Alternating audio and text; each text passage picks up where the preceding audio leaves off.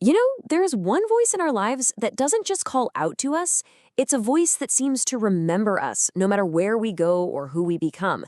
It's a sound that literally shapes our entire lives.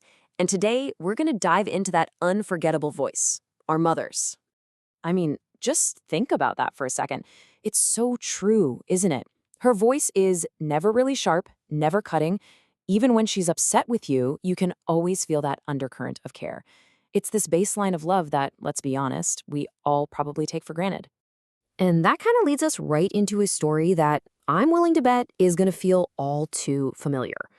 It starts with something most of us have done, that little pang of regret when you see her call and you just let it go to voicemail.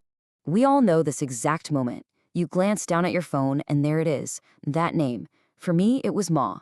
It's so much more than just a caller ID, right? It's a whole world of memories, of comfort, and yeah, a bit of responsibility, all wrapped up in one little word. And what's our first thought? Almost always, it's that classic justification. I'm busy, I'll call back later. Our work, our meeting, whatever we were doing just felt like the most important thing in the universe at that moment. So we'd silence the ring, promise ourselves we'd call back, and then you know how it goes, we just forget. But here's the thing that made her call so different from every other call. It wasn't transactional. There was never any urgent news. She wasn't asking for a favor. And maybe the most incredible part? It didn't matter when you finally got around to calling back. An hour, a day, she would always pick up.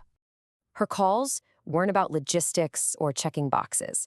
No, they were about something so much deeper, something that really just boiled down to one simple, incredibly powerful question. That was it. How are you? Have you eaten? And our replies, usually so quick, so dismissive. Yeah, Mom, I'm fine. I'm busy. I'll eat later. We'd rush off the phone, get back to our so-called important lives. But the thing is, she always knew. She could tell. And this is the crucial difference. See, the world asks about your achievements, your job, your success. But a mother, she doesn't really need to ask. She can hear the exhaustion in your voice. She just knows when you're not really okay, even when you swear you are. It's this intuition that's it's almost magical. You'd try to hide a little cough, but she'd hear it. Are you getting sick? How did she know? It's that unspoken connection, that deep, gut-level sense of our well-being. But then, things start to change. You begin to notice a little shift in that voice you know so well. And that change signals that you're in a race against time that you never even knew you were running. The questions, they were always the same. How are you? Have you eaten? But the voice asking them, it started to change. It grew a little softer, a bit more fragile. And that's when the reality just hits you like a ton of bricks. She's not going to be here forever.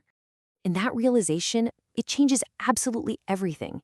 You start making a conscious effort. You say, I love you more. You make time to just sit with her, to share a meal without looking at your phone. And still, there's always this little voice in the back of your head, a lingering regret that it'll never be enough to make up for all the calls you missed. This story really gets to the heart of a universal truth.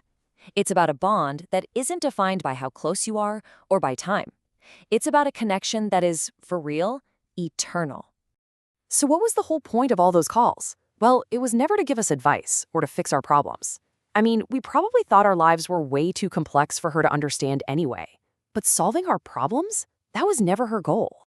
Her whole purpose was just to know that we were okay. That's it.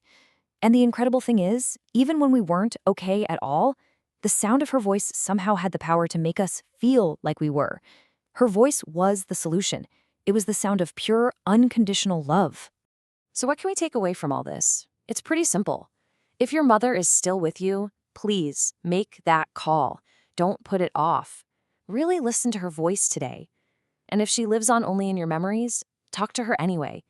That connection, believe me, it's still there. She'll hear you. Because here's the ultimate takeaway, the beautiful truth of it all.